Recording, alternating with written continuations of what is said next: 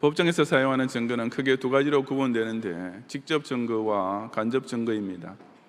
직접 증거는 어떤 사건이나 사실을 직접적으로 입증하는 증거인데, 예를 들면 눈으로 직접 본 목격담, 음성 녹음, 사진 등입니다. 간접 증거는 정황 증거라고도 하는데, 사건이나 사실을 추론하여 입증하는 것으로서 용의자에게 알리바이가 없다든지 범행을 저지를 만한 동기가 있다는 사실 같은 것입니다.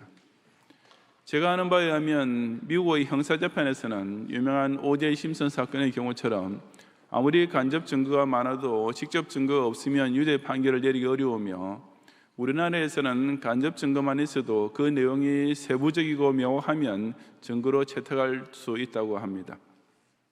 하여튼 간접 증거보다는 직접 증거가 훨씬 더 강력하고 믿을 수 있는 증거인 것입니다. 우리는 지난 주일부터 기독교 복음의 신빙성을 증명해주는 증거가 무엇인지를 사도 베드로가 유언처럼 남긴 베드로후서 말씀을 통해 살펴보고 있습니다.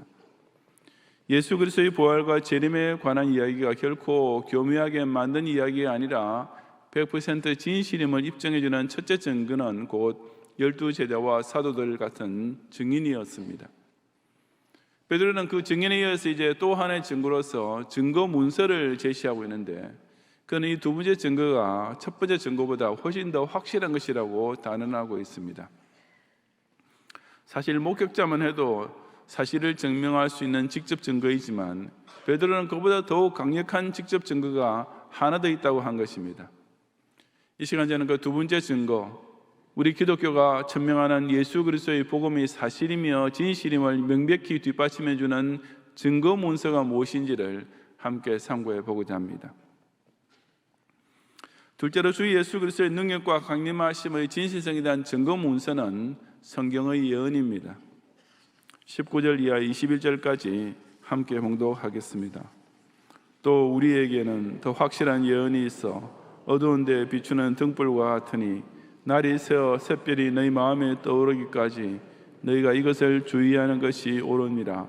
먼저 알 것은 성경의 모든 예언은 사설의 불것이 아니니 예언은 언제든지 사람의 뜻으로 낸 것이 아니요 오직 성령의 감동하심을 받은 사람들이 하나님께 받아 말한 것임이라. 아멘. 우리는 예수 그리스도의 사건에 대한 너무나 놀라운 또 하나의 증거를 사도 베드로를 통해 받게 됩니다. 앞서 16절부터 18절까지 베드로는 자신이 목격했던 변화산 사건을 간증하면서 이 서신을 받을 초대교회 성도들에게 예수님의 능력과 강림에 대한 믿음을 굳게 지키도록 명했습니다. 만약 제가 베드로였고 변화산상에서 그런 놀라운 광경을 직접 보았었다면, 그리고 돌아와서 우리 경영교회 성도 앞에서 예수 복음을 변증한 입장이었다면, 아마 저는 제가 직접 겪었던 체험담만으로 제 설교를 다 채웠을 것입니다. 성도 여러분, 저를 믿어주십시오. 인간 석기현이 거짓말할 사람처럼 보입니까? 저는 예수님께서 영광의 몸으로 변하시는 장면을 제 두 눈으로 똑똑히 보았습니다. 정말이지 예수님은 하나님 아들이시고 구세주이십니다. 저는 직접 목격했습니다. 제가 그 산 증인입니다. 저는 이렇게 전국, 아니 전 세계를 돌아다니면서 그 한 가지 간증만 가지고 특별 집회를 하며 평생을 다 보냈을 것이 분명합니다. 하지만 그처럼 강력하게 내세울 만한 귀한 직접 증거를 몸소 체험했던 베드로가 19절에 하는 말이 무엇입니까? 또 우리에게는 더 확실한 예언이 있어 라고 했습니다. 여기서 더 확실한이라고 번역된 말은 정확하게는 더 확실하게 된 이란 뜻입니다. 정말 이상한 말 아닙니까?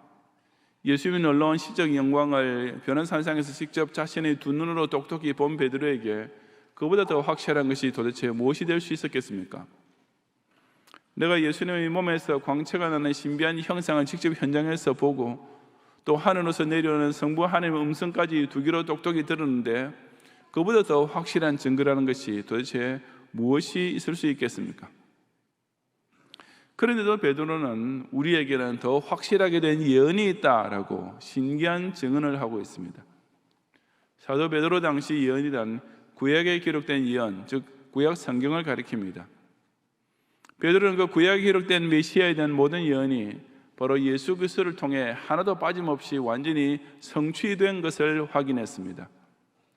다시 말해서 예수님의 화육 강세와 공생의 사역으로서 구약 성경은 더욱 확실한 예언의 말씀이었음이 증명되었으며 그것이야말로 예수님을 그리스도로 믿을 수 있는 신앙의 최고 증거라고 깨달았던 것입니다. 그런 까닭에 사도 베드로는 눈으로 직접 보는 것보다도 또 그런 체험을 친히 겪은 증인의 말을 듣는 것보다도 더 확실하게, 더 분명하게, 더 정확하게 우리가 예수 그리스도의 부활과 재림을 믿을 수 있게 해주는 증거가 있는데 그것이 바로 성경에 기록된 예수 그리스도에 대한 예언의 말씀이다 라는 놀라운 선언을 하게 된 것입니다. 이 성경 말씀은 어두운 데를 비추는 등불과 같아 내가 직접 보았다고 이토록 진실하게 말해도 예수님이 안 믿어지느냐? 그런 어두운 마음조차 밝혀서 너희가 그리스도의 복음을 믿게 해줄 수 있는 더 확실한 증거가 이 성경 말씀이다 라고 말하는 것입니다. 그러면서 사도 베드로는 날이 새어 샛별이 너희 마음에 떠오르기까지 너희가 이것을 주의하는 것이 옳으니라 라고 했습니다. 여기 샛별, 즉 계명성은 신약에서 특별히 예수님을 지칭할 때 자주 쓰이는 단어입니다. 그러므로 이 말씀은 예수님이 죽으라고 믿어지지 않는 그런 밤중같이 깜깜한 마음을 가진 사람이 성경을 읽는 어느 순간 한 줄기의 밝은 광재처럼 예수님이 자기 심령 속에 분명히 떠오르고 확실히 믿어지는 때를 묘사하는 것입니다. 내 어두웠던 마음속에 예수 그리스도가 밝고도 명백히 보이기 시작하는 순간은 그야말로 날이 새어 샛별이 떠오르는 것 같은 너무나 아름답고 멋진 순간이 아니겠습니까? 20절과 21절의 먼저 알 것은 성경의 모든 예언은 사설이 풀 것이 아니니 예언은 언제든지 사람의 뜻으로 낸 것이 아니요 오직 성령의 감동하심을 받은 사람들이 하나님께 받아 말한 것임이라 하는 말씀은 성경의 완전 영감서를 뒷받침하는 유명한 구절입니다. 즉 성경은 성령의 감동으로 기록된 것이므로 그것을 읽고 깨닫는 것도 똑같은 성령의 도우심이 있어야 한다는 뜻입니다. 우리가 성경을 읽어도 만약 성령께서 우리 마음속에서 믿도록 역사하시지 않으면 그에 기록된 예수님의 능력과 강력하심을 믿게 되기는커녕 오히려 그 성경책은 한갓 재미없고 시시한 픽션, 그저 교묘하게 지어낸 이야기로만 여겨질 수밖에 없는 것입니다. 사실 예수님을 3년 동안이나 따라다니며 변화산의 영광을 비롯한 그 놀라운 장면들을 직접 보았던 제자들조차 요한복음 12장 16절에 보면 처음에 이 일을 깨닫지 못했다가 예수께서 영광을 얻으신 후에야 이것이 예수께 대하여 기록된 것임과 사람들이 예수께 이같이 한 것임이 생각났더라라고 했습니다. 예수님의 제자들도 자기네가 목격하는 여러 놀랍고 신기한 사건들의 참 의미를 그 현장에서는 잘 깨닫지 못하고 있다가 나중에 예수님께서 승천하시고 약속하신 보혜사 성령님이 그들에게 임하게 된 후에 그들이 구약 예언과 예수님의 행적을 비교해 보면서 그제야 비로소 그 모든 것을 확실히 깨닫게 되었습니다. 다시 말해서 구약의 예언이 예수께 대하여 기록된 것이란 사실을 사람들이 예수께 이같이 한 것, 즉 사람들이 예수님을 영접하기도 하고 배척하기도 한 것이 그 예언과 꼭 맞아떨어지는 것을 보고 확인할 수 있었던 것입니다. 사건의 제1차 목격자였던 제자들조차 그들이 보았던 사실의 의미를 확실히 알고 믿게 된 것은 오직 성경을 통해서였습니다. 바로 그러한 체험을 가졌던 베드로였기에 그는 내가 직접 겪었던 놀라운 체험보다 더 확실한 것이 성경이다. 예수님의 부활과 재림이 그렇게도 믿어지지 않느냐? 구약 성경에 기록된 예언의 말씀에 주의해 보아라. 어두운 데를 비추는 등불같이 날이 새기 직전 동역 어두운 하늘에 떠오르는 샛별같이 예수님이 너희 심령 속에 환히 밝게 떠오를 것이다. 성령님이 도와주실 것을 의지하면서 그 모든 성경 예언이 바로 예수님의 사역으로 인해 확실히 성취되었다는 사실을 깊이 상고해 보아라 라고 간곡히 권면하고 있는 것입니다. 성경 말씀이 우리에게 예수 그리스도를 믿게 만드는 능력은 어떤 설명이나 논리 이상의 것입니다. 이것을 체험한 자에게는 오직 성령의 감화 감동하심 덕분이라고 밖에 달리 말할 길이 없는 실로 신비로운 일입니다. 서건태 원로 목사님 역시 바로 그렇게 예수님을 믿게 되신 분이십니다. 원로 목사님께서는 고등학교 다니실 때까지만 해도 예수님을 믿지 않으셨습니다. 그런데 아무리 하지 말라고 엄포를 놓아도 너무나 귀찮게 전도하던 학교 친구가 있었는데 딱 한 번만 교회 가면 더 이상 귀찮게 안 하겠다라고 하는 바람에 원로 목사님의 고향에 있던 조그만 교회에 가시게 되었습니다. 처음 교회 가신 날 그 시골 교회를 담임하고 있던 전사님께서 당시 고등학생에 불과했던 원로 목사님께 석 선생 다음에도 또 교회 나오게 라고 권유하셨습니다. 원로 목사님께서는 난생 처음으로 누가 당신을 선생이라고 불러주는 것이 너무 기분 좋고 또 고마워서 얼절결에 예라고 대답했는데 그것이 계기가 되어 교회 출석을 계속하시게 되었습니다. 그렇게 교회에 나가던 어느 날 그 전사님께서 전도용으로 나온 조그만 신약 성경을 선물로 주시면서 이 책에 보화가 있습니다. 잘 읽어보세요 라고 하셨습니다. 원래부터 독서를 좋아하시던 원로 목사님이시지라 그 신약 성경을 받자마자 보화를 찾겠다고 열심히 통독했지만 전도사님 말씀하신 보화는 결국 찾지 못했습니다.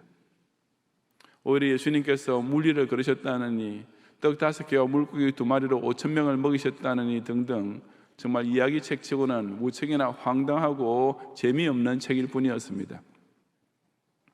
하지만 단 한 가지 원로 목사님 마음에 걸리는 내용이 있었는데 그것은 예수님께서 공의와 빌라도 총독 앞에서 재판받으신 장면으로 마태복음 26장 23절 등에서 기억 한글 번역에 하면 예수께서 잠잠하시더라 라는 복음서의 구절이었습니다.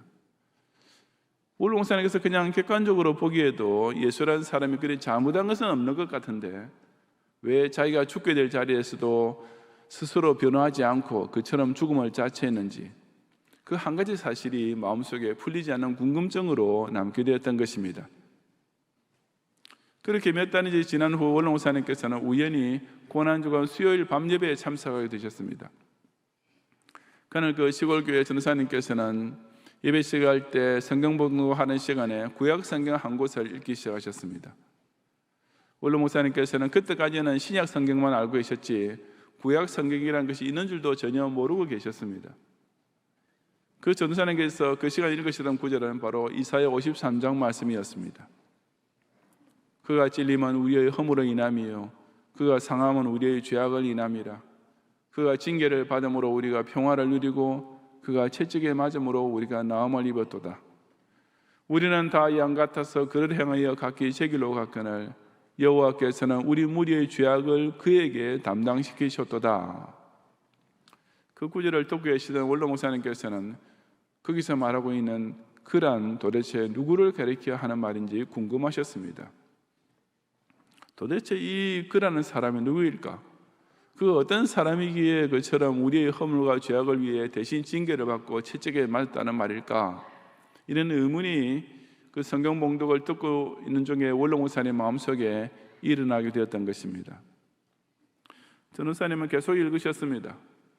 그가 곤욕을 당하여 괴로울 때에도 그 입을 열지 아니하였으며 그 입을 열지 아니하였다. 원로 목사님 뇌리에 뭔가 떠오르는 것이 있었습니다. 마치 도수장으로 끌려가는 어린 양과 털 깎는 자 앞에 잠잠한 양같이 그 입을 열지 아니하였도다. 잠잠한 양같이 그 입을 열지 아니하였다. 이 말씀을 듣는 순간 원로 목사님 마음속에 뭔가 번쩍했습니다. 여기 이렇게 우리의 허물과 죄악 때문에 찔리고 상하고 있다는 그가 바로 빌라도 총독 앞에서 잠잠하셨던 예수님이 아니신가 라고 그 신약 성경에서 읽었던 내용이 퍼뜩 전광석과 같이 떠올랐던 것입니다. 예수님께서 당신을 스스로 변호하려 하지 않으시고 끝까지 잠잠하신 것이 바로 내 허물과 죄악을 대신 담당하고 죽으시기 위해서였다는 말이 아닌가. 원로 목사님의 심령 속에서는 전에 읽으셨던 사복음서의 증언과 그 시간 듣고 계시던 이사야서의 예언이 순식간에 연결되었습니다. 십자가에 달려 죽임을 당하시게 되었으면서도 그처럼 털 깎는 자 앞의 잠잠한 양처럼 그 입을 열지 않으셨던 이유가 바로 나 같은 죄인을 용서하시고 죄사함의 평화를 누리게 해주시기 위해서였구나.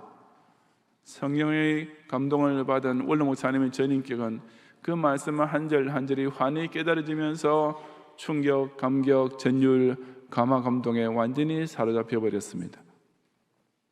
바로 그 순간이 원로 목사님께서 예수님을 구세주로 영접하고 믿게 되신 순간이었습니다. 원로 목사님께서 그 믿음을 얻게 해준 것은 성경 말씀밖에 다른 아무것도 없었습니다. 그 전후 사람들 그저 그 이사야 53장을 봉독만 했을 뿐 아무런 주석도 설교도 없었던 것입니다. 하지만 바로 그 순간이야말로 성령께서 친히 그 기록하신 성경 말씀을 통해 원로 목사님의 심령을 한 줄기 밝은 등불로 조명해 주신 기가 막힌 순간이 아니었겠습니까?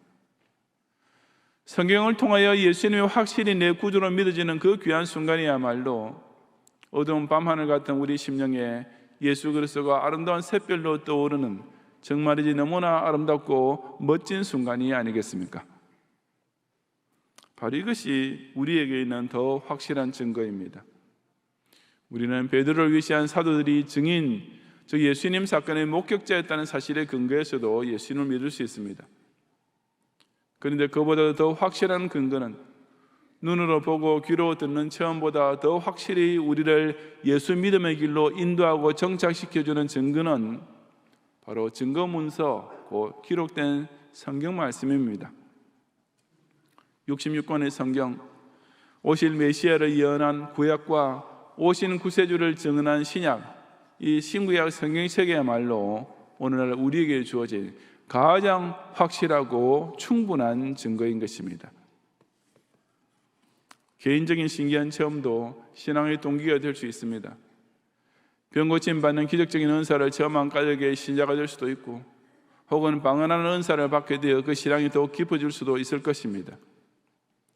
그러나 그런 귀한 체험을 받았다 해도 만약 성경책이 없었더라면 그런 은사가 무엇을 뜻하는지, 왜 주어졌는지 알 도리가 없었을 것입니다. 저는 그런 특별 은사를 결코 부인하지는 않습니다. 하나님께서는 그런 은사가 꼭 필요한 자에게는 분명히 주시기 때문입니다. 저 자신으로 말하자면 그런 신유나 방언의 은사는 전혀 받아보지 못했습니다. 그렇다 해도 저는 그런 특별 은사를 받지 못한 것을 두고 결코 창피해하거나 조금도 불만을 느끼지는 않습니다. 왜냐하면 저는 그런 것보다 훨씬 더 확실한, 비교도 안 되게 훨씬 더 소중한 성경 말씀을 설교하는 사명을 최고의 은사로 받았기 때문입니다. 만약에 신유나 방언 은사를 받은 어떤 사람이 제게 당신은 이런 성령의 기본 은사도 체험하지 못한 주제에 어떻게 기록 신자라고, 아니 어떻게 목사라고 할 수 있습니까? 라고 묻는다면 저는 이렇게 대답할 것입니다. 저는 예수님께서 제 죄의 병을 고치시고 영원히 살리시기 위해 십자가에서 대신 죽으시고 부활하신 사실을 믿고 있습니다. 당신은 제가 이미 체험한 이런 귀한 병 고침을 당신의 신유언사를 통해 제게 줄 수 있습니까? 저는 이 신기하고 고맙기 그지없는 최고 신유의 은혜를 성경 말씀을 통해서 이미 받았습니다 라고 말할 것입니다. 또한 저는 예수님께서 저를 천국으로 인도해 주시려고 언젠가는 반드시 다시 오실 것이란 이 너무나 기쁜 재림의 약속을 믿고 있습니다. 당신은 이보다 더 좋은 소식을 당신의 1만 마디 방언을 통해 제게 들려줄 수 있습니까? 저는 이 최고의 복음을 방언이 아니라 오직 성경을 통해서 분명히 들었습니다. 제게 방언 은사가 없다 해도 이처럼 성경 말씀이 주는 귀하고 복스러운 은혜만으로도 저는 충분합니다 라고 어느 누구 앞에서도 자신 있게 대답할 것입니다. 주일학교 어린이들이 찬송할 때도 그렇게 고백하지 않습니까? 예수 사랑하심을 성경에서 배웠네, 날 사랑하심 성경에서였네 라고 찬송합니다. 이 찬송은 영어 가사가 좀 더 정확한 의미를 표현하고 있습니다. Jesus loves me, this I know. 예수님께서 날 사랑하심을 저는 알아요 라는 말입니다. 그 다음에 For the Bible tells me so 라고 했는데 여기에서의 for는 바로 이유를 나타내는 접속사입니다. 즉 왜냐하면 성경이 제게 그렇게 말씀해 주니까요 라는 뜻입니다.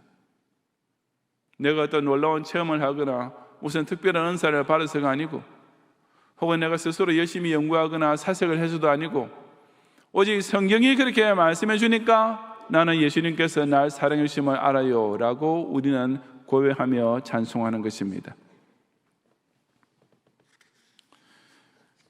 디모데후서 3장 15절 내가 또 어려서부터 성경을 알았나니 성경은 능히 너로 하여금 그리스도 예수 안에 있는 믿음으로 말미암아 구원에 이르는 지혜가 있게 하느니라. 목사에게 얼마나 반가운 말씀인지 모릅니다. 목사님, 저도 여러분과 똑같은 죄인인데 다른 사람을 교훈하고 책망하고 바르게 하고 의로 교육하는 것이 어디 쉬운 일이겠습니까? 더구나 예수님이 하나님 아들 되심과 그 대속적인 죽으심과 사흘 만에 부활하심과 장차 산자와 죽은 자를 심판으로 오실 재림을 학교에서 진화론과 빅뱅 가설만 배우고 자란 현대인들이 믿게 만드는 것이 얼마나 어려운 일이겠습니까? 만약 목사가 자기 자신의 지혜와 능력만으로 교인에게 이런 믿음이 생기도록 만들어주어야 하는 입장에 있다면 저는 단 하루도 이 직분을 감당할 길이 없습니다. 인간석 기현이 같은 죄인인 처지에, 아니 죄인 중에 괴수된 주대에 어떻게 거룩한 인격을 발휘해서, 어떻게 선한 일에 모범을 보여서, 어떻게 착한 마음씨를 발휘해서, 어떻게 미사육으로 사람을 감동시켜서 여러분을 예수님 믿도록 만들어야 한다면 저는 벌써 보따리 살 수밖에 없었을 것입니다. 하지만 놀랍고도 고맙게도 절대 그렇지 않습니다. 목사가 사람으로 하여금 예수 그리스도를 믿게 만드는 것이 결코 아니라 오직 성경이 택자로 하여금 예수 그리스도를 믿게 만듭니다. 성경은 능히 너로 하여금 그리스도 예수 안에는 믿음으로 말미암아 구원에 이르는 지혜가 있게 하느니라는 말씀대로 이 성경을 통해 오늘도 사람의 심령을 감화감동시켜 예수님을 믿게 만들고 있는 까닭에 저같이 약하고 못난 사람도 이 직분을 감히 감당할 수 있는 것입니다. 찬송가 453장이 바로 이 증거 문서를 통해 예수 신앙을 확고히 붙잡는 체험을 고백하고 있지 않습니까? 예수도 알기 원하네, 크고도 넓은 은혜와 대속이신 사랑을 간절히 알기 원하네. 그런데 우리가 어떻게 예수님을 더 잘 알 수 있습니까? 성령이 스승 되셔서 진리를 가르치시고 거룩한 뜻을 깨달아 예수를 알게 하소서. 그렇다면 성령께서는 그것을 어떻게 가르치십니까? 성령이 감화받아서 하나님 말씀 배우니 그 말씀 한 절 한 절이 내 마음에 교훈되도다. 바로 하나님 말씀인 성경을 통해 가르쳐 주십니다. 성경 말씀은 저와 여러분을 정확하게 예수 그리스도 앞으로 인도해 주는, 사람처럼 실수할 수도 없고 목사처럼 잘못할 수도 없는 가장 확실하고 완벽한 정리인 줄로 깨닫고 자신의 마음속에 예수 그리스도께서 샛별처럼 밝고 뚜렷이 떠오를 때까지 이 예언과 증언의 성경 말씀에 더욱 주의하는 성도가 되시기 바랍니다. 성도 여러분, 한 시편 기자는 사람들이 종일 내게 하는 말이 내 하나님이 어디 있느냐 하오니 내 눈물이 주야로 내 음식이 되었도다 라고 탄식했습니다. 눈에 보이지도 않는 하나님을 어떻게 믿는다고 난리냐, 차라리 내 주먹을 믿어라 라는 따위의 욕설을 기독신자는 예나 지금이나 똑같이 듣고 있는 것입니다. 그러나 우리는 그런 비난 앞에 조금도 약해질 필요가 없습니다. 성령께서 사도 베드로를 통해 오늘날 우리가 주 예수 그리스도의 능력과 강림을 믿을 수 있는 확실한 증거를 전해 주었기 때문입니다. 우리에게는 증인도 있고 또 증거 문서까지 주어졌습니다. 목숨을 바쳐 자기의 전한 바를 증언한 수많은 목격자들이 있을 뿐 아니라 이처럼 예수님께서 구세주로 오실 것을 예언한 구약과 그 예언이 다 성취되었음을 증언하는 신약이라는 66권 성경 말씀이 있는 것입니다. 교묘히 만든 이야기, 문자 그대로 픽션입니다. 만약 예수 그리스도의 사건이 꾸며낸 이야기요 가공된 소설이라면 모든 선지자와 사도들은 그야말로 희대의 사기꾼 집단이 될 것이며 저와 여러분은 세상에서 제일 어리석은 바보가 될 수밖에 없습니다. 하지만 예수 그리스도의 능력과 강림하심은 절대 픽션이 아니라 100% true story, 실화입니다. 우리는 결코 사기꾼에게 속은 바보들의 공동체가 아니라 예수 믿는 것은 받은 증거 많도다라고 자랑스럽게 고백하고 증언할 수 있는 증인들의 공동체입니다. 예수 그리스도의 사건을 목격한 수많은 증인들과 예수 그리스도의 사건이 예언된 그대로 성취되었음을 기록한 성령의 증거 문서가 우리에게 이처럼 우리는 예수 그리스도의 능력과 강림하심에 대해 받은 증거가 많다라고 소리 높여 찬송하게 해주는 것입니다. 실로 저와 여러분은 교묘히 만든 이야기를 따르는 자가 결코 아니라 분명히 2000년 전에 이 땅의 십자가 대속 사역을 위하여 초림하셨고 장차 심판 사역을 위해 반드시 재림하실 주 예수 그리스도를 이처럼 많은 증거를 통해 확실히 믿고 있는 자들입니다. 예수 귀한 예수 믿음 더욱 주소서. 주님께서 다시 오실 그날까지 우리가 육신의 장막에 있을 동안 이 귀하고 확실한 증거들을 항상 일깨워 생각함으로써 이 예수 신앙을 자신의 인격 속에 더욱 깊이 간직하고 세상 앞에서 더욱 소리 높여 전파하는 성도가 되시기를 주님의 이름으로 축원합니다. 아멘.